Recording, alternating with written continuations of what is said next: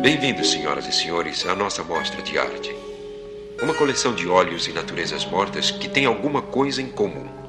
Vocês não verão essas obras em nenhuma galeria e nenhum museu de arte. Um encontro interessante entre ossos quebrados, entre cera e o que, com perdão da expressão, tudo que se enterra. Portanto, apresentamos à sua aprovação este e outros instantes de pesadelo. Olá, ouvinte, seja bem-vindo à nossa Galeria do Terror. Eu sou Angélica. E eu sou Marcos. E hoje nós estamos aqui com o Felipe Pereira. Tudo bem, Felipe? Tudo bem, senhores. Todo mundo muito feliz, muito alegre. E é isso aí. Feliz, olhando esses quadros estranhos. Festa estranha com gente esquisita, né? Que nem aquela música lá. Muito esquisito. Até pinguim se bobear. Pois é. E eu quero falar pro ouvinte que talvez não saiba, né? O Felipe já gravou várias vezes com a gente. Mas o Felipe é do Cine Alerta, é crítico de cinema, uma pessoa muito querida e um colaborador, né, que tá sempre por aqui, né, Felipe? Com certeza, estamos sempre junto aí. A gente estava no... Acho que a última vez que a gente conversou foi no podcast Halloween, né, do Halloween colombiano. Exatamente. No finalzinho do ano passado, mas, pô, eu gosto sempre de conversar com vocês. Sim, a gente vai ter muito projeto juntos esse ano, com certeza, né? Deus quiser. O Felipe de vez em quando grava no Cine Alerta, mas ele é daqui da equipe do Masmorra, viu, ouvintes? Olha só, e assim, é sempre bom estar com o Felipe. O Felipe, ele tem ótimas críticas, textos, assim, ele tem, né, sobre um estudo, né, Felipe, sobre trash, diálogo e tal. Eu adoro o gênero de horror, assim, a gente também gosta, então, por favor, né, Felipe, visitem lá Cine Alerta, leiam os textos do Felipe, escutem os podcasts e compartilhem o material lá. A gente falou muito de vocês na última gravação, viu, Felipe? A gente botou imagem do site, a gente fez um maior jabazão mesmo, federal. Pô, caralho, cara. A gente ficou muito feliz, assim, a gente é muito grato pela recomendação que vocês fizeram da gente no podcast, tá? Aliás, o podcast vai sair só em fevereiro, mas escutem o programa que a gente fala, né, que é o anterior, sobre o Planeta dos Macacos, que foi muito legal, né, Marcos? Sim, muito legal mesmo.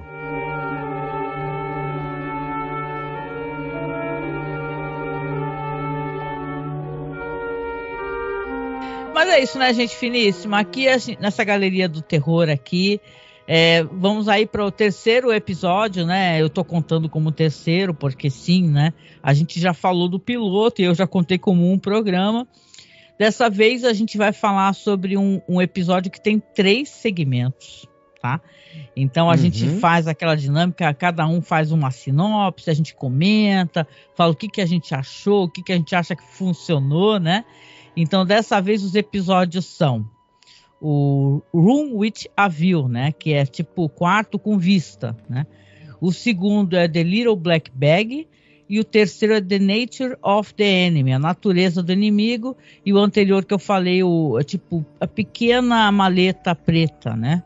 E tal. Esse episódio aqui vai trazer algumas caras conhecidas, por exemplo, alguém que a gente gosta muito, vamos poder falar um pouquinho, que é o Burgess Meredith, né? Que é um ator que eu acho que ele é, né, Marcos e Felipe, é um cara que todo mundo que lembra de Alien Imaginação lembra do Burgess Meredith, porque ele é o cara do Time Enough at Last, né, daquele episódio que o mundo acaba e o óculos do cara quebra, né, ele quer ler, ele só quer ler, coitado, né, então a gente vai comentar um pouquinho.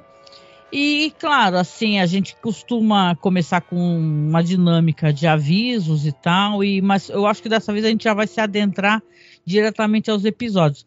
Então, eu vou tomar para mim, né, Marcos e Felipe, não sei se vocês concordam, né? O primeiro segmento, tá? Eu faço a sinopse, a gente comenta, que é o Quarto com Vista, dirigido ali pelo Gerald Friedman, roteiro do Hal Dresner, tá? Que tem uma jovem Diane Keaton. Isso é bem surpreendente, né?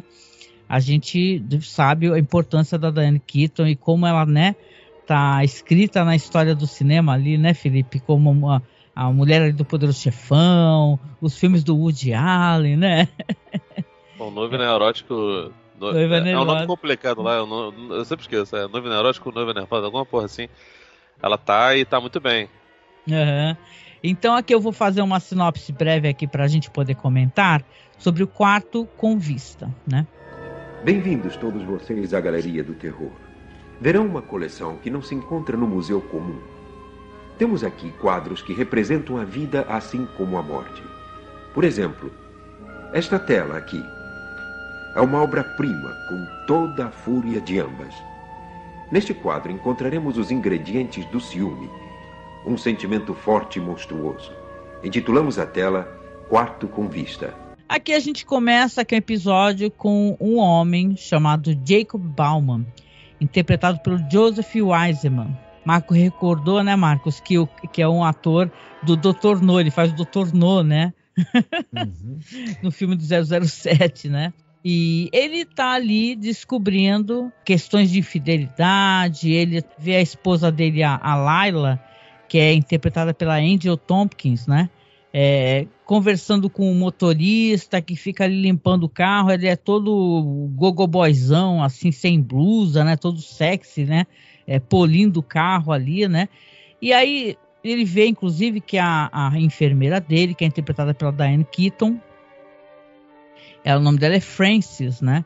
Ela entra, né? Ela estava ali abraçando ali o motorista, conversando, ele olhando, ele começa a perguntar para ela, me fale sobre a sua vida amorosa e tal. E ela muito constrangida, por quê, né, e tal. E ele começa a jogar várias iscas, fala assim, não, porque eu quero saber mais sobre você e tal. E ele comenta assim, ela vai inclusive se abrindo, né, aos poucos e falando que ele dá a entender que ele sabe que ela tem um rolo com o motorista, né. E ele vê ali que ela começa a falar assim, como é que é a relação de vocês? Quando é que vai ser o casamento, né? E aí a conversa vai por algum motivo sobre questões de ciúmes, né? E ela fala que ele não tem menor ciúmes dela e tal, só que ela é muito ciumenta. E parece que houve um incidente, né, gente? Ela parece que agrediu uma outra pessoa da casa. Ela não parece, mas ela é muito ciumenta. E ciumenta no nível mesmo de agressão e perigosa, né? E tal, né? Aí você vê ali, é um episódio assim, um segmento muito curtinho esse daqui, né? Aí entra a esposa, né, que é interpretada, como eu disse, pela Angel Tompkins, uma mulher lindíssima, né? E você vê que visivelmente ela não dá a mínima pra ele, ela chega, já tomou remédio, enfia o remédio na boca aí e tal. E aí ela pega, fica um pouquinho de nada, sai, e ele começa a olhar pelo binóculo, já vê que o motorista já se enfiou no quarto com a esposa dele, né? Eles não escondem muito isso, né? Pelo jeito ali na casa, né? O cara tá acamado, né? E o que ele faz com ela, né? Eu tô comentando porque é tão pouca coisinha assim pra contar. É mais fácil a gente até comentar o desfecho pra pessoa já tá ciente, né? Presumo que a pessoa que chegou aqui já assistiu, né? Inclusive, né? Ele pega, né? Discretamente, batendo um papo. Ele fala, eu tenho uma arma aqui, é uma arma muito pequenininha. E fala assim, dá para você levar lá pro motorista, né, e tal. Ele fala que a arma tá carregada, fala para ela tomar cuidado e tal. Porque ele sabe que ela é meio descontrolada e ela, chegando com uma arma carregada, o que ela vai fazer, né? Ela vai acabar tirando, coisa que realmente acontece. Então, esse pequeno segmento no começo é isso, né, gente? É essa dinâmica de um homem manipulando essa enfermeira dele, uma mulher muito ciumenta, para dar fim, né, a essa esposa dele, junto com a amante, né, que também é um cara do qual ela é amante também, né. O que vocês acharam, né, Marcos e Felipe, esse primeiro segmento aqui, que eu diria que é bem baixa fervura, né, e tal, porque o episódio anterior, para quem recorda, a gente pegou o Homem Morto, né, e depois pegamos uma história interessante também. Aqui começa uma dinâmica meio de ciúmes, né, e vale muito, talvez também, obviamente, por você ver uma jovem atriz chamada Diane Keaton, né, como eu disse. Sim, eu vou te falar, eu fiquei um pouco impressionado, porque como eu vi que eram 3 segmentos, eu imaginei que, tendo por volta de 50 minutos, que iriam dividir os episódios meio que de maneira igual, né? De repente 15, 20 minutos, né? 15 para um, 20 para outro, 15 para o outro, enfim. Mas não, esse aqui é extremamente curto, o segundo é bem longo, tem quase meia hora, mais que meia hora se bobear. E o terceiro é ridiculamente curto também, tanto que eu achei até meio abrupto, né? Aliás, o fim desse também é um pouco abrupto. Eu vou te falar, cara, eu não achei ruim, não. Eu gostei de alguns pontos. Talvez por conta de eu estar meio contaminado pelo fato de que em breve a gente vai lá no Cine Alerta falar de Janela Indiscreta. Eu achei esse episódio muito parecido, de certa forma, né? O espírito com Janela Indiscreta. Embora o significado das coisas e desenrolar dos fatos seja completamente diferente. Mas, cara, é muito doido, porque o personagem, né, que a Dani Kidd chama de Sr. B, né? Sir B, sei lá como é que fala. Mr. B. Ele é muito maquiavélico, né? O bicho é extremamente manipulador. E me deu uma sensação de que possivelmente ele é impotente, cara. Porque ele não...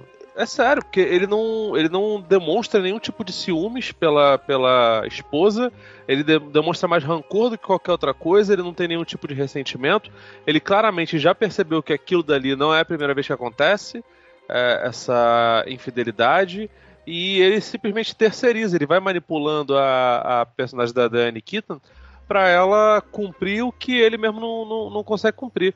E parte dessa falta de virilidade se manifesta inclusive no caso da arma. Eu não estou dizendo que assim, uma pessoa usar uma arma feminina, um homem usar uma arma feminina não necessariamente tem a ver com homossexualidade. Claro. Ou com fraqueza, ou seja lá o que for. Mas como a gente está falando de uma série que começou nos anos 60 e varou os anos 70, a gente tem que lembrar da época. Não dá para fugir de ser anacrônico. O fato dele ter uma arma que não compete ao sexo dele ou ao tamanho dele pode significar alguma coisa. E ao meu ver, significa isso, de que ele é um homem que se sente inútil, que não consegue se colocar dentro do quadro social, tanto que ele é um sujeito aparentemente inválido, apesar dele conseguir passar manteiga nos biscoitos, né, lá ou nas bolachas, para quem for paulistano. Mas assim, de qualquer forma, ele é um sujeito extremamente falido, cara. Eu achei muito doido como a coisa corre. É muito rápido, é bem corrido, e ele fala muita coisa em pouco tempo. Mas assim, é tudo baseado em subtexto, né, cara? Porque quase não tem diálogos expositivos.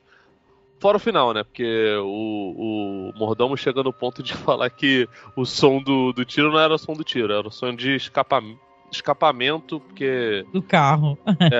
Pois é, então eu acho que essa aí realmente eu não precisava, mas eu não achei um episódio ruim, não, um segmento ruim, não.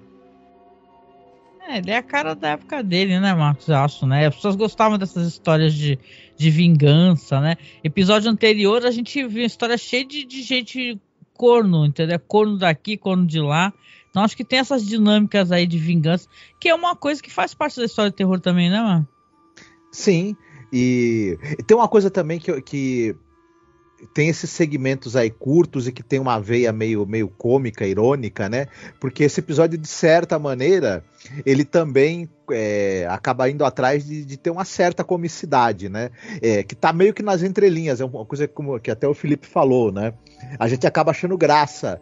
Esse cara é um cara que ele é frio, calculista, mas esse jeito dele, né, de estar lá comendo as bolachinhas enquanto a enfermeira tá assassinando a esposa dele, o amante, e esse jeitão dele assim, a gente acaba até achando graça. E porque o Joseph Wiseman, ele faz muito bem esse personagem, né? Ele dá um certo, como é que digamos assim, um certo charme maligno e inteligente para esse personagem, que a princípio seria alguém meio desprezível também, né? Alguém que, por ser um cara fisicamente fraco, né, usa a sua capacidade de manipulação. A Diane Keaton, eu gostei da atuação dela também. Ela é realmente ela é uma figura que, quando ela tá em tela, ela brilha, né? A gente acaba sendo o nosso olhar e nossa sensibilidade é atraído para ela muito facilmente. Eu só não sei se não sei se o Felipe vai concordar comigo, durante o diálogo dos dois, vazou que ela é uma pessoa ciumenta, né? Mas ela não parece dar nenhuma demonstração na postura dela, no jeito dela falar, que ela fosse alguém violento, né? Enfim, não me passou exatamente essa impressão. Por isso que acaba sendo algo tão... a gente fica meio até surpreso quando ela pega a arma e vai lá e resolve. Ela vem com aquele papinho mole, né? Porque ele não tem ciúmes de mim, tá tudo bem, parece uma relação super aberta e tal. Só que ela já tinha tido um evento de violência, né? Contra outra mulher. Ele tenta estabelecer ele fica fazendo perguntas mais ou menos íntimas para ela, para estabelecer uma cumplicidade também, né? E também ficar pescando qual é que é a dela. A princípio também, no caso, ele não deu a arma para ela, ela acha, né? A arma ele estaria dando para ela levar pro cara dar uma olhada. Pra dar uma limpada, né? Dá uma limpada na arma, só que o cara sabe que ela vai pegar o casal lá no pulo, porque como o Felipe já bem citou, ele está ali com o binóculo dele observando todos os movimentos da esposa dele e também todos os movimentos do motorista e a hora que os movimentos do motorista e da esposa se juntam também. E qual é que é desse motorista sem blusa, malandro, limpando o carro lá fora, cara? Porque ele é sexy. Todo sexy, todo, né? Se eu tivesse um motorista limpando o carro, eu queria que ele ficasse sem blusa também. Aqui se usa aquele tropo, né, que às vezes tem o crazy jealous guy, né, que é a pessoa louca de ciúmes, né, que pira totalmente na batatinha. E o Marcos lembrou uma coisa muito legal, né, que esse ator aqui, que faz o marido, o ciumento, né, ele é do One More Palbearer, que é um episódio sensacional, né? Mesmo assim, que eu gosto desses episódios de gente maluca que pega e fala assim, eu vou me vingar de todo mundo, tá todo mundo trancado, aqui eu vou tirar desforra, né? É um episódio muito bom de The Twilight Zone, né? Sim. Que eu recomendo para vocês também darem uma assistida e escutarem podcast, né? Ele faz uns bons caras escroques, né? Esse Joseph Wiseman fazia, né? Porque ele é o Dr. No, que é um baita do escroque. Ele é o personagem, né, desse episódio de Além da Imaginação, que é o cara que quer se vingar dos professores dele. Outro mau caráter daqui, né? Enfim, faz bons caras que não tem caráter, esse personagem aí, esse ator Joseph Wiseman, né? E enfim, a gente não citou que esse episódio ele é dirigido pelo Gerald Friedman. Eu falei no começo assim. Agora sim, tu deu uma olhadinha? Eu não conheço a carreira do Gerald Friedman. Ele vai dirigir mais 5 segmentos do Night Gallery, tá? A gente vai vê-lo novamente na direção de episódios dessa série. Ele era um cara que ele escrevia, dirigia e produzia. Ele dirigiu, produziu e roteirizou um monte de filmes para televisão nos anos 70 e anos 80. Eu não vi nenhum, então não vou citar, até porque até pro público conseguir depois, a gente às vezes cita coisas que a gente acha que o público vai conseguir ver de alguma maneira, e encontrar filme feito para TV nos anos 70 em qualquer lugar para ver é muito difícil. Nossa, né? Então, muito difícil, cara. Ele também ele escreveu episódios do Kojak e dirigiu episódios do Arquivo X, por exemplo. Olha, que delícia. Foi longevo, então. Foi a carreira longa dele que ele tem na televisão. Eu vi, se eu não me engano, agora eu não lembro se é o segundo do último, também dirigiu episódios do Kojak. Esses caras, eles faziam... Eles passavam muito por essas séries, né? Às vezes Missão Impossível, O Agente do Tio... Isso. O Agente do Tio, agora que eu saquei que é a gente da Anchor. Pô, mas e tem outras doidas. Aquele I Spy, acho que é o Espião Maravilhoso. Também tem alguns desses.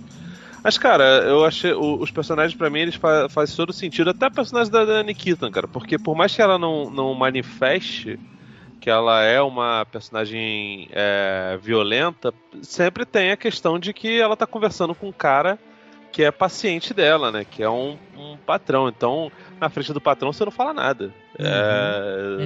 Eu tenho vontade de matar metade dos meus chefes.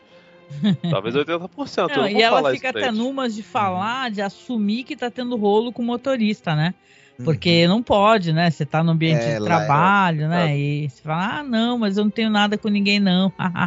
Ela é discreta. E essa atriz, a Angel Tompkins, que faz a esposa traidora do nosso personagem principal aqui, ela é uma atriz que eu acho, ela tem um olhar muito interessante. Eu tava vendo imagens de outras produções dela, inclusive ela é mais velha e tal, e ela tem Eu achei que ela tem um olhar muito, muito curioso e ela também tem uma carreira longa, assim. Tá viva até hoje, ela tem 82 anos de idade, né? Tô louco. Oh, que maravilha, que viva muito ainda. Olha, mas é impressionante, mulher lindíssima, assim, ela faz uma pontinha no episódio, mas você fala, caraca, que lindona, né, meu? Aí eu fui ver as fotos dela, que eu fico fazendo isso, ver a foto no Google, né? E ela tem um monte de foto, pousou pra Playboy, o caramba, ó. Ela foi do General Hospital, vocês devem ter ouvido falar, aquela série longuíssima dos anos 60, 70, 80, enfim. Ela vai até, sei lá, chegar na Super Máquina, enfim. Ixi, adorava Super Máquina. Até a faixa dela dos 60 e poucos anos de idade, ela ainda estava atuando. Olha, legal, legal. Ah, muito bom. Bom, para um primeiro segmento assim, eu digo que é baixa fervura, porque eu gosto quando começa já com os episódios de terror mesmo, que tu fala, caraca, malandro, que plot twist, que doideira. Mas esse aqui foi legal, sim. Foi legal. E aí, vamos para o próximo, então. Dessa vez, se eu puder sugerir, Felipe, faz a sinopse pra gente, que aí depois a gente comenta aí.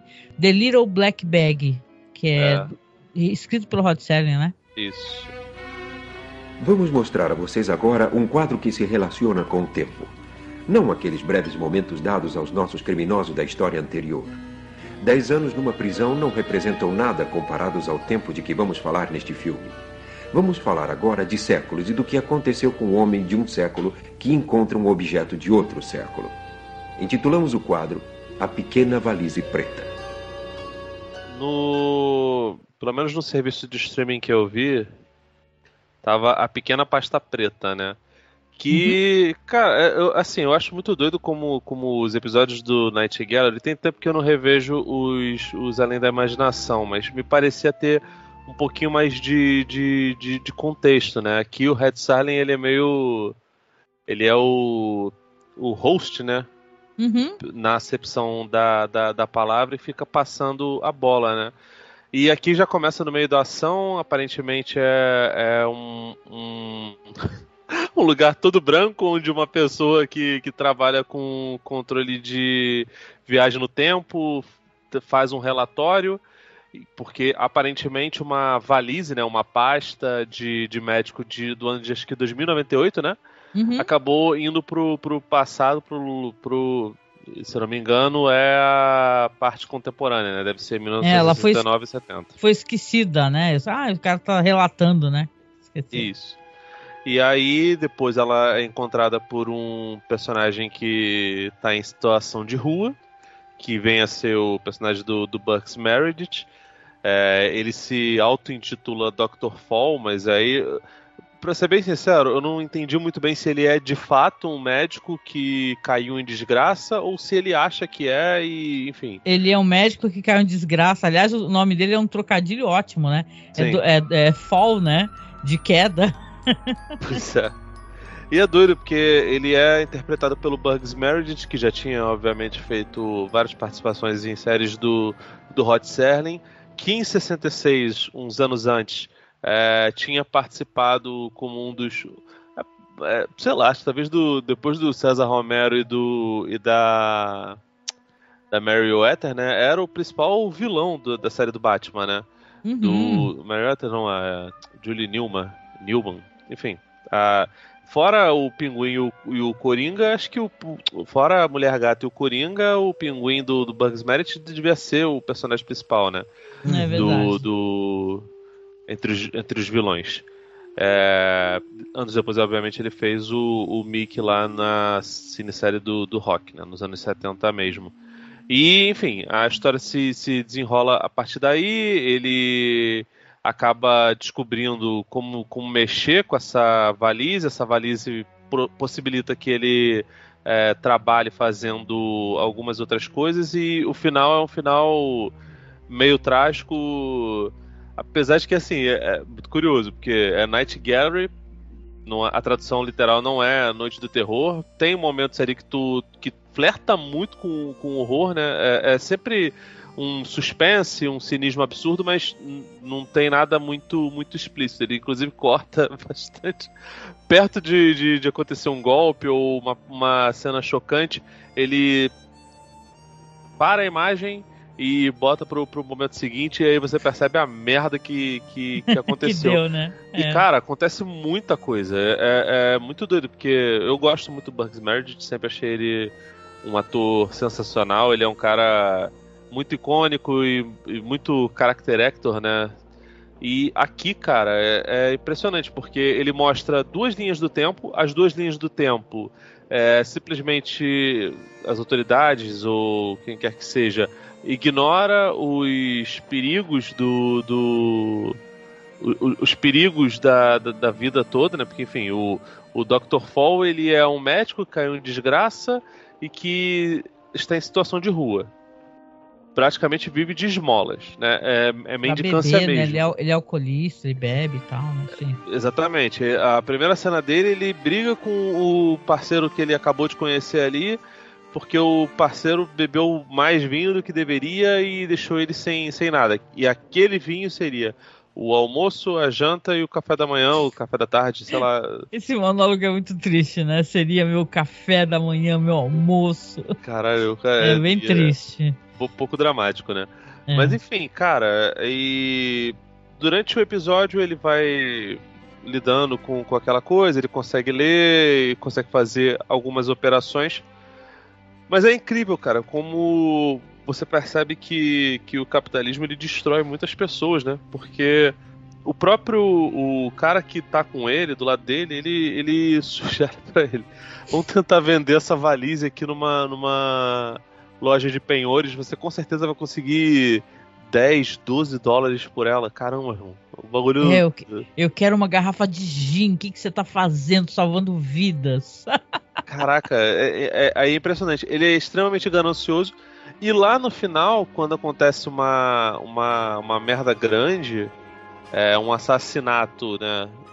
Tudo bem que é um assassinato auto-impingido, mas é um assassinato de qualquer forma, envolvendo a valise. Só nisso, os responsáveis, né, pelo controle de coisas no tempo se atinam para fazer alguma coisa. E ainda assim, aparentemente só apertaram um botão de autodestruição, ou a coisa se autodestruiu sozinha, porque não fica... Não, parece que o cara claro. matou ele, né? O Applewhite, né? Ele matou, ele matou o Fall pra poder pegar a maleta, né? Eu acho que foi aí que eles detectaram, né? Mas depois ele vai fazer uma demonstração de introduzir o bisturi no pescoço, porque aquilo lá, em vez de matar, tem propriedades curativas. Só que pessoal lá da... Opa, fala de novo, tá tossindo. Só que o pessoal lá do controle, né, da viagem no tempo, resolve desligar. Eles meio que desligam as propriedades. Aí todos os instrumentos que estão ali não tem mais os poderes curativos, eles viram apenas um bisturi. Não, e assim, eu queria até aproveitar, porque claro que normalmente quem tá chegando aqui já é um iniciado, né? O pessoal tava todo mundo me cobrando esse podcast sobre Galeria do Terror. Então a pessoa já conhece quem é o Burgess Meredith, né? Que é o cara do... Eu falei do Time Enough at Last, né? O Tempo Suficiente Finalmente. Mas, poxa, ele é o cara do The Obsolete Man, que é um episódio lindo, lindo de doer. Mr. Jingle the Strong, que ele é bem-humorado. E um dos que eu gosto do Burgess Meredith, quase ninguém fala, que é o Printer's Devil. Que é o cara, que é o demônio, que ele envolve um cara ali que é dono de um jornal, né? Para mostrar o futuro. Só que tudo que ele mostra acontece. É um episódio muito legal. E assim, quase ninguém comenta. Aqui na série, no Night Gallery, ele, além do The Little Black Bag, ele vai fazer o Finnegan's Flight, que também é um episódio que ele é muito elogiado. Então, eu acho, assim, na minha opinião, né? Esse é o melhor segmento, tá, desse episódio aqui, porque claro que eu estou levando em consideração que por ele ser mais longo, ele tem mais tempo para ter um desdobramento ali da história, né? Apesar que eu concordo com o Felipe que o bagulho tá meio que acontecendo, né? A gente pega o bonde, já senta na janela, já tem um cara numa sala, né? Falando, a luzinha vermelha ali ao lado dele, tudo branco, né? Ficção científica dessa época é divertido porque é tudo branco, né? A sala é branca, é tudo branco. Isso significa que tem ficção científica ali, né? Tem essa brincadeira. E você vê que o Burgess Meredith, ele é um cara derrotado, alcoólatra, ele tem esse monólogo aí, as pessoas dão tempo a ele, né, de tela, né, para ele poder interpretar, isso é bem legal.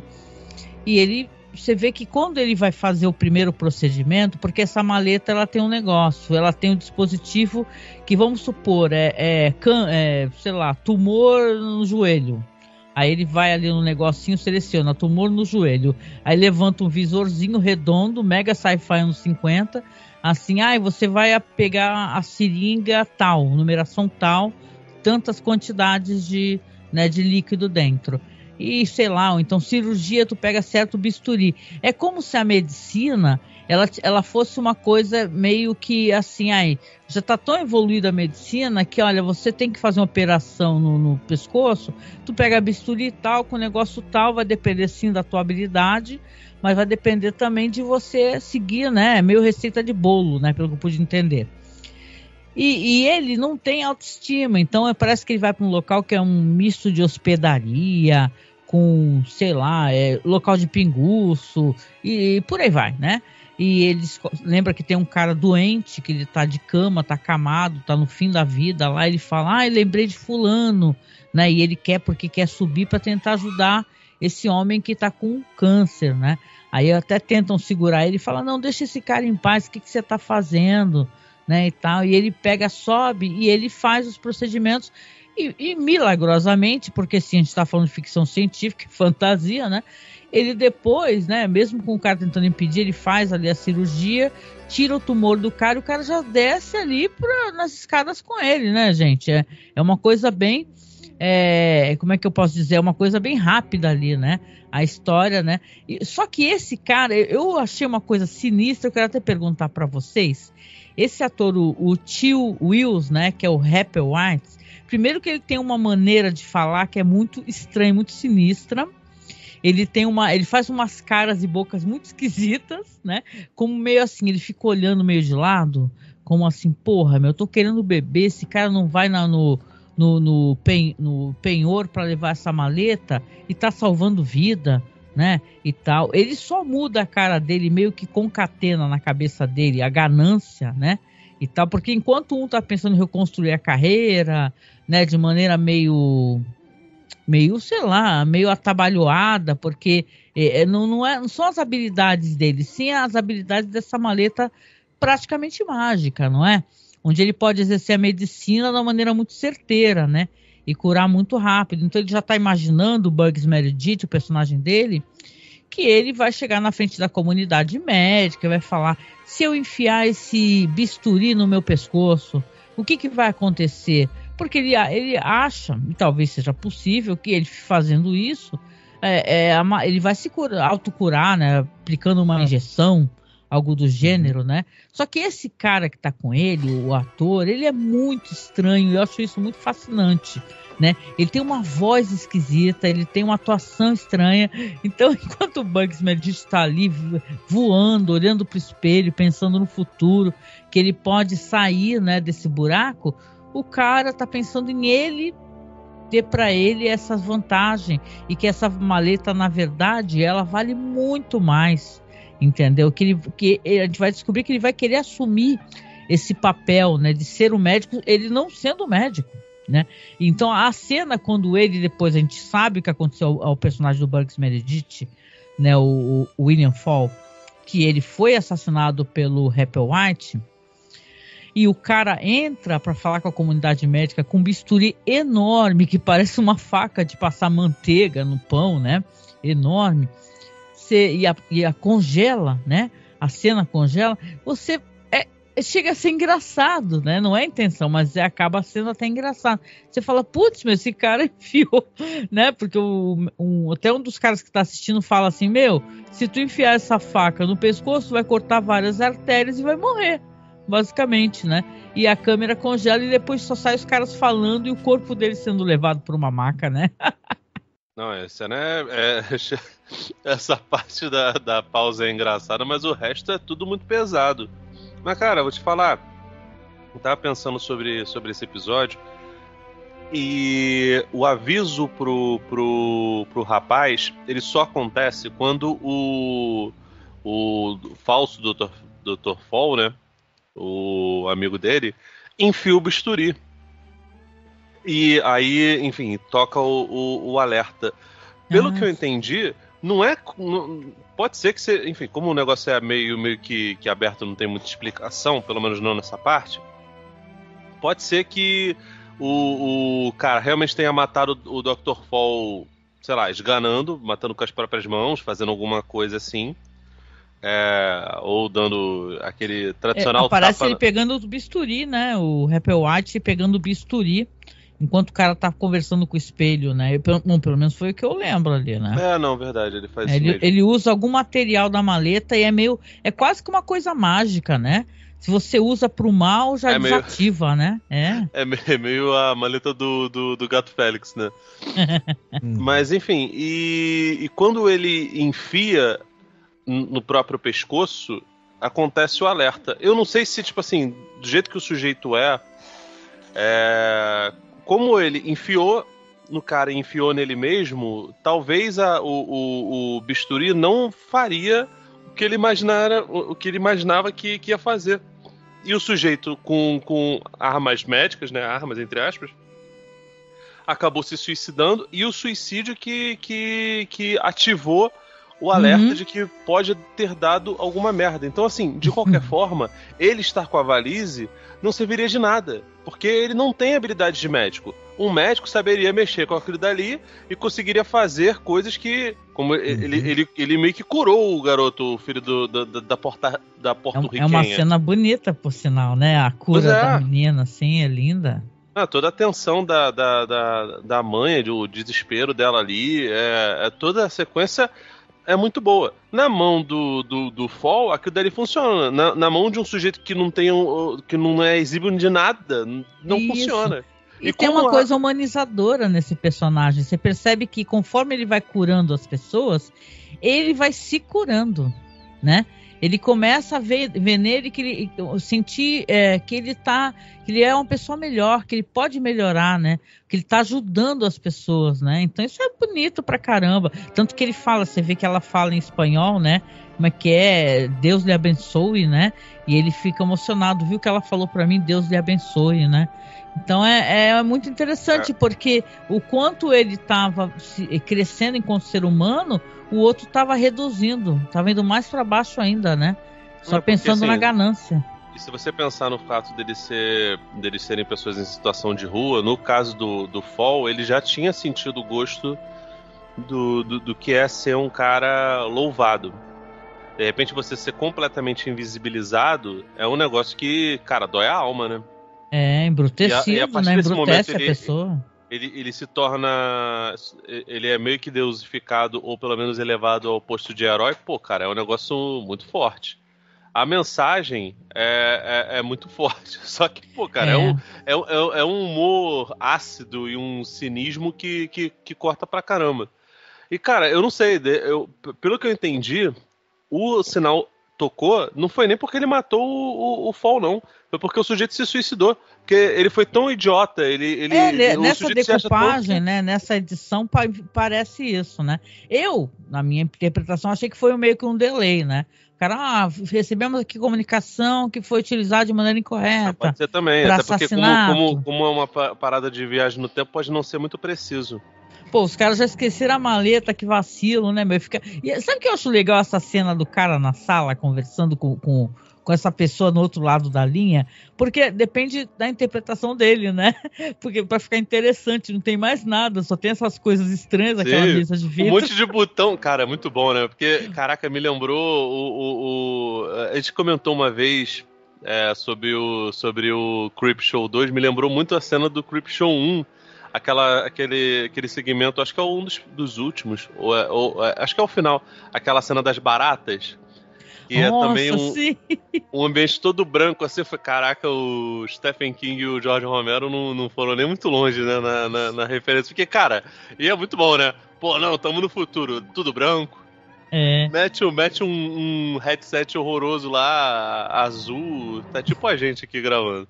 Verdade. Não Muito sei o bom. que me recordou também. Claro que são coisas diferentes, né? Mas é o mesmo sentimento, assim. Eu lembro quando a gente gravou e a gente assistiu Tesouro de Serra Madre, né? A gente gosta muito desse filme, é muito bonito.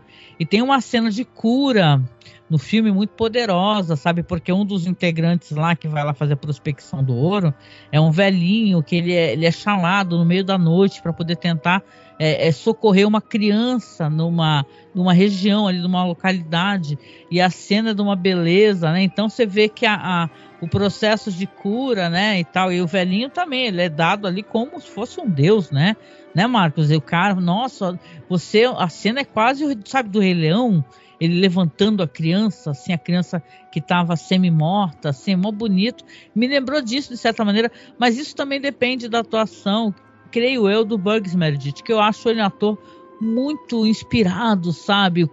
Como ele era engraçado no seriado do Batman, ele sabe fazer episódios também de uma seriedade, sabe? De uma emoção, né, Marcos? Ah, sim, eu gostei demais da atuação dele, como sempre. Esse episódio ele tem essa coisa que ele tem muitos diálogos, né? E esses diálogos são para a gente conhecer o passado dos personagens, sobretudo do personagem do Burgess Meredith, ser contextualizado da situação que eles estão vivendo e etc. Acaba precisando dessa grande quantidade de diálogos. Mas o Burgess Meredith, dentro de toda essa fala dele, esses longos diálogos e falas que ele tem no episódio, ele vai colocando todo esse processo também da degradação que ele sofreu, do que ele passou, né, da tristeza que ele teve de não poder mais exercer a medicina, e depois a curiosidade, porque na verdade ele também é movido por uma curiosidade, quase curiosidade científica, de saber o que essa maleta faz, né, de observar, ler as instruções e tudo mais, e descobrir como é que funciona esse negócio, pelo menos ter uma ideia. E, por final, esse processo dele de renascimento como pessoa e redescobrir o anseio que ele tem por aliviar o sofrimento alheio, né? Que é uma coisa que teoricamente deveria mover, né, os médicos, né, as pessoas que trabalham na área da saúde, e é muito bacana isso. Não tentar empurrar cloroquina, né, para nossa pessoa. Isso, exatamente. Então eu gostei muito. Esse episódio depende muito dele, na verdade. E ele, como sempre, ele entrega, ele consegue manter a nossa atenção ao longo de todo o episódio com a atuação dele. Ela meio que é o que segura, talvez, um pouco isso. E eu gostei também do que você falou. Vocês falaram sobre o tio Wills, que realmente ele ele atua de uma maneira... Esse episódio depende também muito da atuação dele. Ele é uma pessoa desconectada, né? O Burgess Meredith tá falando do Dr. Fall, tá falando sobre uma determinada coisa, tá vivendo um certo tipo de emoção. A emoção que esse cara tá vivendo é outra. É uma desconexão completa em relação à vida, em relação às emoções do outro. Tanto é que ele pega a garrafa de vinho do cara logo... Essa cena é interessante, dele beber quase toda a garrafa de vinho dos dois, já demonstra um narcisismo e um egoísmo, né? Embora tá tudo escondido debaixo dessa capa que esse cara usa, que é uma capa meio de como é que eu vou dizer, de uma pessoa embotada, né? Nos seus sentimentos e até no seu raciocínio. Eu fui assombrada pela voz desse ator, gente, sério. Ele tinha uma voz profunda, meio gutural, sabe? E ele virava a cara e virava o olho. E eu ficava assim, gente, esse cara vai fazer alguma coisa muito ruim a qualquer momento. Mas tem uma hora que, quando o Burgess está falando, né, do bem que ele pode fazer, que eles podem fazer com aquela maleta, esse cara, ele para...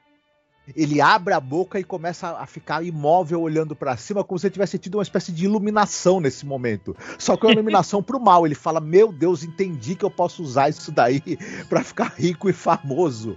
E ele meio que, acho que quando cai a ficha, que ele ia trocar aquilo por $8, né? Que era comprar umas garrafas de vinho. Depois cai aquela ficha nele que ele pode ficar rico e famoso. Aí o cara né, pira com aquilo. E é engraçado como o ator transmite isso desse jeito meio, como é que eu vou dizer, embotado, eu diria assim, né? Eu tô repetindo essa palavra que esse personagem tem. Mas é uma atuação curiosa, eu achei interessante também. Um episódio, realmente, ele tem um pouco de ficção especulativa, ele tem uma boa parcela de drama, uma parcela de um certo humor ácido, cáustico e cínico também. E, enfim, bacana mesmo. Ah, legal, muito bom. Bom, e é isso, né? Acho que vamos então para o terceiro segmento, né? Que eu vou convidar o Marcos aqui para fazer a sinopse para a gente, que é a natureza do inimigo, né? The Nature of the Enemy, né? Direção do Allen Reisner e roteiro do Rod Serling, cara, que é o mais curtinho, né, Marcos? Sim, é bem curtinho esse. Vamos oferecer-lhes uma aventura lunar, na paisagem incrível da Lua. Ela nos vai apresentar uma série de interrogações que podem ficar sem resposta. E talvez nos mostre outra coisa além dos raios românticos do luar. Esta tela se intitula A Natureza do Inimigo. E ele gira em torno do seguinte: você tem uma missão tripulada para a Lua, os tripulantes estão desaparecendo, né? Inclusive um dos caras ali do centro de controle, que é o Simons, o nome dele, se eu não me engano, né? Ele... No contato que ele tem com os astronautas ali pelo rádio e tal, pela videoconferência ali e tudo mais, ele também acaba citando que um deles, aparentemente, antes de desaparecer, fala que foi atacado por alguma coisa. Eles estão ali tentando descobrir o que é, e ao mesmo tempo, como essa missão é uma missão que está tendo cobertura da mídia, os repórteres estão ali perguntando, querendo saber o que está acontecendo, se eles estão empreendendo uma investigação para conseguir descobrir por que os astronautas estão sumindo. E, claro, também, por conta da época, né, Guerra Fria e tudo mais, tem essa especulação de se não seriam os russos ou os chineses que estariam fazendo, né, estariam por trás desse desaparecimento. E aí, o que será que é esse mistério, né? O que será que realmente está fazendo com que os astronautas membros dessa missão tripulada para a Lua desapareçam? Em algum momento, né, eles vão encontrar uma estrutura alienígena ali, né, que talvez traga a solução para o mistério, né? Cara, esse episódio eu achei, não sei, pergunto o Felipe para ele falar. Para mim foi uma balde de água fria, né? Porque eu falei, cara, que é isso, né? E tal, né? A gente vai falar do final do episódio, a gente sempre fala, mas fica, né? What the fuck, né? Você gostou, Felipe, desse terceiro segmento aqui, a natureza do inimigo? Eu não achei nenhum deles ruim, não, Angélica. Eu fiquei assim um pouco, caramba, tem um rato. Tem um rato gigante. Um ratoeiro também. Uma coisa que... Sei lá, cara. Pô, muito recentemente a gente gravou lá o podcast do Planeta dos Macacos, né? E eu lembro que um tempo atrás, quando eu ainda gravava vídeos pro YouTube, né? O pessoal da Brisa, tinha um brother nosso que ele chegou e falou assim: caraca, tem um filme chamado Planeta dos Macacos. Eu falei, não, cara, tem uns 10 filmes dessa franquia. E aí ele ficou assim, caraca, Ron, peraí, tem um planeta que é cheio de macaco. E aí ele começou a rir, assim, tipo... Porque ele não conhecia? Não conhecia nada, assim. Aí eu fiquei... E ele, assim, rindo. Mas rindo, porra, riso frouxo, né? Mesmo, tá ligado? Eu falei, caralho, cara, por que tem isso? Não sei o que, tipo... E mangando da parada. Eu falei, cara... Eu fui tentar explicar pra ele de maneira séria. Acaba rindo junto, né? Eu fiquei olhando e falei, porra, brother, eu tô fazendo um esforço inútil aqui, cara. O maluco não comprou a parada, eu vou ficar explicando a parada. Porra, eu que tô sendo bobo, não é ele, assim. Beleza, ele tá perdendo uma oportunidade de ver uma saga que é boa, beleza, que é baseado num livro muito bom. Mas... ele não tá interessado, cara. Acontece. Insistindo pra caramba. Tipo assim, quando terminou esse episódio e eu vi o rato, eu fiquei meio assim, pô, talvez eu não tenha comprado exatamente a ideia dos caras, né? Assim, O que eu acho maneiro no Night Gallery é que eles conseguem fazer muito com pouco, né? Eles têm pouquíssimos cenários, não é um grande investimento, ele se baseia muito em força de roteiros extremamente especulativos, até os episódios ruins parecem ter roteiros muito bons, e atuações onde o pessoal se entrega pra caramba. Essa estética do Rod Serling, mesmo nos episódios que ele não participa diretamente, como é o primeiro segmento lá da Diane Keaton e do Sr. B, são mais ou menos nesse espírito. Eu gosto muito por conta disso. E, enfim, cara, você consegue acreditar que aquela salinha pequena, ridícula, é uma sala da NASA, que eles estão conversando com Houston, tem uns paralelos ali. Até a conversa que eles têm lá com a imprensa perguntando sobre o desaparecimento dos astronautas, você percebe uma gravidade, mas o final...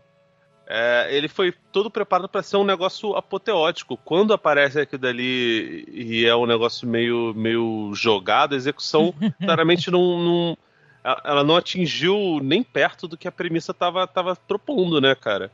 E aí, eu acho que o Joseph Campanella tá bem, né? O cara que é o cara assim à frente daquela comunicação, né? Então, achei que ele tá bem.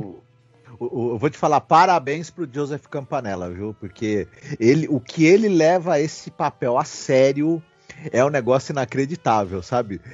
O cara busca todas as expressões de tensão, de nervosismo, de irritabilidade também, porque os repórteres ficam fazendo aquele monte de perguntas, né? E até tem uma hora que um repórter lá fala, quando é que você vai dar uma resposta mais precisa pra gente? Quando eu escutar alguma pergunta inteligente vinda de vocês, né? Mó bulho, cara, né, meu porra... Mas esses diálogos entre ele e os repórteres vão fazendo a tensão crescer. O episódio ele tem poucos recursos para construir uma tensão de outras maneiras. Então ele usa esses diálogos, o tempo está passando, você não sabe onde foram parar esses astronautas, começa a se gerar uma comoção ali, né, no país, e a imprensa está meio que traduzindo esse nervosismo e essa tensão que está tomando conta do público devido a esse sinistro que aconteceu com essa equipe, né, de astronautas. O episódio ele é eficiente em construir essa tensão. Ele quis, né, claro, quebrar essa tensão, ter um clima no nonsense, no absurdo, digamos assim, né? Talvez seja até legal a gente explicar para as pessoas, né? Porque essa dinâmica é o que vocês estão falando mesmo. É uma sala de controle, tem uma tela imensa que aparece um astronauta lá, tipo assim, como se o cara tivesse sido mandado depois. Sumiram os astronautas, tem vários destroços, o cara encontrou e ele tá falando, a comunicação é ruim. Aí, a dado momento, a comunicação é cortada, aí que ele sai, vai falar com o jornalista, se irrita, é chamado correndo para a sala. O episódio é um segmento muito curto. Aí ele é chamado correndo. Quando ele é chamado novamente, você já vê numa tela uma coisa que se parece muito com uma ratoeira. Eu até falei, isso é uma ratoeira? Sei lá, na Lua? Aí tal, e daqui a pouco aparece um roedor gigante, né? Assim, Rod Serling é um homem muito profundo, né? E quem sou eu, né? Eu não sou a pessoa quem sou eu para analisar o que o Rod Serling escreve, né? Mas eu digo assim, claro que me parece que é meio que a natureza do inimigo, ele quer fazer um link ali sobre o homem, ele ia atrás da própria destruição, né?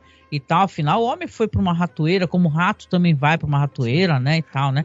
O que eu posso colocar em paralelo, que isso que é legal a gente contextualizar, né? Uma história, né, que nem o Felipe comentou, né, interessante. Nessa época, qual era o contexto histórico, né, estadunidense? Apolo 13, né? A corrida espacial ainda estava acontecendo, teve Apolo 13, que tem o famoso filme lá, né, que os caras foram nessa missão para pousar na Lua, mas deu um problema na nave, ficaram, né, com pouca comunicação, mas conseguiram retornar à Terra e tal, né? Então você vê que é o que estava nos corações e mentes, né? Era o que as pessoas pensavam, né? Essa questão da corrida espacial, a segurança dos astronautas, o que eles vão encontrar na Lua, né? Como é que é toda essa dinâmica. Então, me parece que é o Selig tentando resgatar esses sentimentos, porque ele é um homem muito inteligente. Tem episódio de The Twilight Zone que ele fala sobre campos de concentração e homens que não foram punidos enquanto está tendo julgamento do Eichmann. Então ele traz essas coisas aí. É legal a gente contextualizar, mas enquanto episódio, sendo bem sincera, não me agradou. E no MDB é hilário, né? Porque é muita crítica negativa em relação a esse segmento, né? Ele reutiliza também uma ideia, um tropo, digamos assim, que o Selig usou várias vezes em Além da Imaginação, que é brincar com essa coisa de você ir para outro planeta, no caso aí na Lua é um satélite do nosso planeta, mas enfim, né, serve também, e você encontrar ou alienígenas que são muito pequenos ou que são gigantes em comparação a você. Então ele brincou com isso no Little People, ele brincou com isso nos Invasores, né, em Além da Imaginação, e ele agora brinca novamente com essa mesma ideia. É talvez um pouco mais difícil da gente comprar, porque tem até um momento do próprio episódio que eles falam assim que na Lua não tem nenhuma forma de vida a não ser bactérias que outras bactérias vindas da Terra levadas por outras missões, né, que já tinham ido na Lua e tudo mais. E a gente meio que sabe que quando você teve os voos até a Lua, já havia, né, já havia tido a presença de sondas, enfim. Quando você teve o voo tripulado, já se sabia perfeitamente bem que não havia vida na Lua. Mas, de qualquer maneira, passou batido, né, pelas sondagens que o pessoal fez, e tinha um rato gigante e ratoeiras alienígenas para pegá-lo. Né? E o rato estava, né, fazendo um lanchinho com os astronautas, porque na verdade não deve ter muito o que comer na Lua, né? Então apareceu carne fresca lá e ele aproveitou, né? Um petisco. Sei lá, pois é, isso, né, gente? Eu achei assim, o terceiro segmento que eu fiquei assim parada pensando assim, que é isso? Falar, cara, eu acho que teria até mais impacto se em vez de um rato fosse um pombo gigante, cara, porque parece mais ameaçador, que Pois voa, é. tá ligado? O rato, pô, e o rato é mó fofinho, né, cara? Não tem nem, caraca. Tá tipo assim, de boíssima, né, cara? Não é Nossa, nem um ele rato tá- com cara de malvado. Eu lembro que quando eu fui rever o Massacre da Serra Elétrica, o remake, né, do Marcus Nispel, ele tem uma cena que tem um gambá que ele aparece, né, e o Marcus Nispel disse que teve que fazer várias vezes a cena, porque toda vez que ele abria o armário, o gambá parecia adorável, parecia fofo, tá ligado? O rato tá fofo, cara. Os caras não tentaram duas, sei lá, irmão. De repente, às vezes ele tá mais fofinho ainda, tá ligado? Vai tomar banho, cara. Aí é foda. Você tem que temer o bicho aquele rato, pô, claramente. Sei lá, irmão, bota um chifre no rato, bota qualquer coisa, cara. Tá na lua, já tem um bicho habitando a lua, que é de queijo. Porra, irmão, vamos. Já que vai terminar na Tem doideira, essa né? coisa também. O Felipe lembrou bem, porque o pessoal brinca que a Lua, de certa forma, é furada como um queijo suíço, né? Sim. E aí Caraca, tem um rato lá também, Será que a completa analogia piada. era essa? Ah, com certeza. Caraca. Pois é, isso então. Se perderam, como o Belo, se perderam na analogia, na metáfora da paixão, né, cara? Assim, cara, eu gosto, porque que nem eu falei, tem o Joseph Campanella, eu acho que ele tá entregando pra caramba, né? Porque o cara tá tipo entregando muito com pouco, né? Sim. E tal, é aquela dinâmica que ele tem ali na sala de controle, aí se irrita com o jornalista, episódio curtíssimo, gente, eu acho que não sei, tem 10 minutos, coisa assim, é bem papum mesmo, né? É a última raspinha do tacho antes de acabar o episódio. Esse Campanella, ele é um cara também com uma carreira longuíssima na TV, assim, participou de tudo que é série que você possa imaginar, mas ele, talvez, aqui no Brasil o pessoal não vai lembrar, ele era que fazia a voz do Lagarto na série do Homem-Aranha, animada do Homem-Aranha nos anos 90, que é uma série de muito sucesso, né? Diga-se de passagem. Caraca, e ele no original fazia original, a voz né? do original. Aqui no Brasil, como era dublado, o pessoal não vai lembrar, né? Mas é isso. Nossa, o cara, muito trabalho na televisão, gente, muito trabalho. Coisa de faroeste, né? Porque é tal negócio, né? Aquelas séries Mannix, né? E tal, né? Que faziam muito sucesso, né? E tal. Então, os caras, assim, o Rod Serling sempre gostou e sempre foi muito preciosista, né? Apesar de que a gente já comentou, viu, Felipe, que ele tinha pouco... ele não tinha tanto controle criativo em Night Gallery, né? E deu muita briga, né? O fato dele não ter controle criativo. Porque você vai ver vários roteiros do Serling, mas ele não gostava de como as coisas rolavam, sabe? Ele achava que... como é que eu posso explicar? Rod Serling é um cara que, se você for analisar The Twilight Zone... não tem muitos episódios de humor. E os que tem, nem sempre dão certo, né? Uhum. Então você vê que ele não é um cara muito do humor, não, de galhofa e tal. Ele curte essa parada meio questionante e tal. Vamos, né, analisar essa questão social, bababá. Então eu acho que ele tem certos episódios que é muita galhofa. Não sei se tu assistiu O Homem Morto, né, de Dead Man. Aquilo é maravilhoso e muito trash, né? É muito engraçado o cara no final aparecer caveiríssimo, né? No final do episódio. Mas eu acho que ele tentava falar com o Jack Laird, né? Que era o produtor na época. E o cara começou a se encher do Rod Serling, né? Ele falava, não vou mais atender esse cara, que esse cara tá criticando tudo que a gente tá fazendo, né? Tanto que a gente já recomendou e tem um documentário que a gente botou lá no canal sobre Night Gallery, apresentado pelo Leonard Nimoy. Então, cara, ele ia se irritando com as coisas e tanto que se você for ver entrevistas, ele fala que ele se sentia deprimido, porque ele não tinha, né, nenhum poder criativo, né? Então, é uma pena, né? Porque a gente sabe quem é o Rod Serling, né? E talvez as coisas hoje funcionem muito, porque eu penso que Night Gallery é uma série que muitas séries se inspiraram nessa espécie de humor, entendeu? Nessa galhofa, nessa brincadeira, entendeu? Que é uma coisa legal, me agrada, eu gosto disso, entendeu? Tanto como me agrada os episódios sérios, né? Do The Twilight Zone. Sim.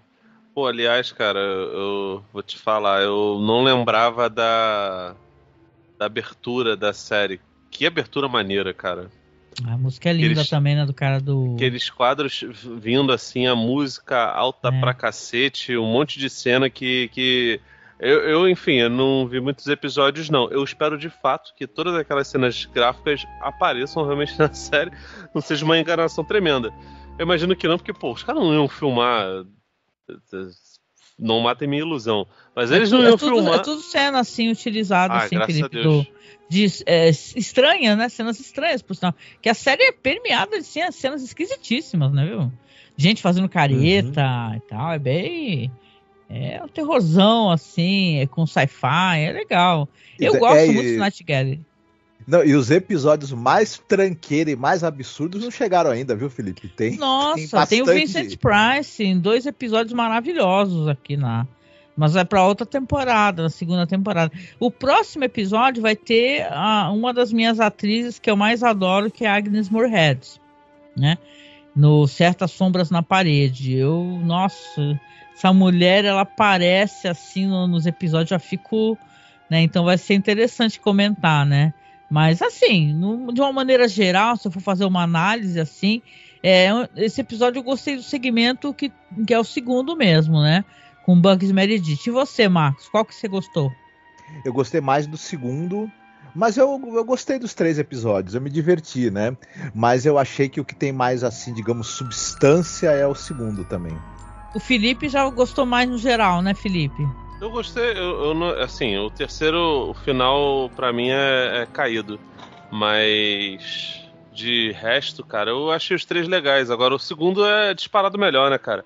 Tem mais tempo, o Bugs Meredith tá muito bem, o lance da ficção especulativa, e assim, você vê um funcionário ligando pros caras, pros chefões, e falando, ele é o sujeito que se preocupa.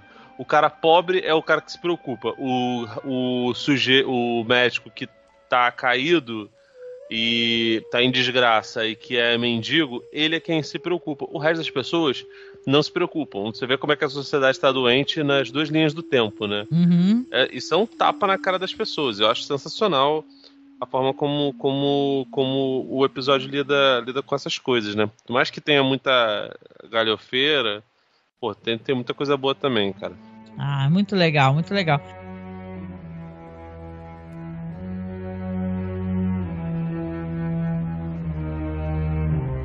E é isso, né, gente? Então a gente comentou aqui sobre mais um episódio de Galeria do Terror, Night Gallery.